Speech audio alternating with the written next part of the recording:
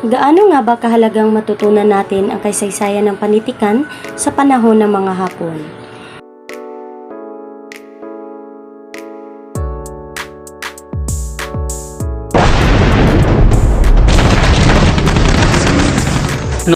Ito ay may malalim at kahalagang implikasyon sa ating pag-unawa at pagpapahalaga sa kultura, lipunan at kasaysayan ng Japan.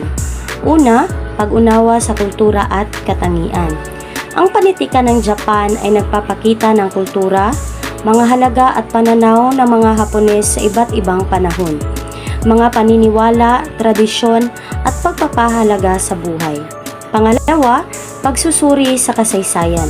Nagpapakita naman ito ng mga pangyayari at karanasan ng mga Hapones sa iba't ibang yugto ng kanilang kasaysayan, kasama ang mga pananaw, pagbabago, at pagsalin ng kultura sa loob ng maraming dekada.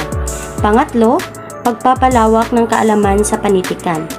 Ang panitikan ng Japan ay may iba't ibang uri ng akda tulad ng haiku, tanka, nobela at iba pa.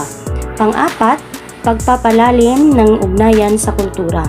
Ang pag-aaral ng panitikan sa panahon ng mga Hapon ay nagbubukas ng pinto sa pag-unawa sa kanilang sining, kasaysayan at lipunan.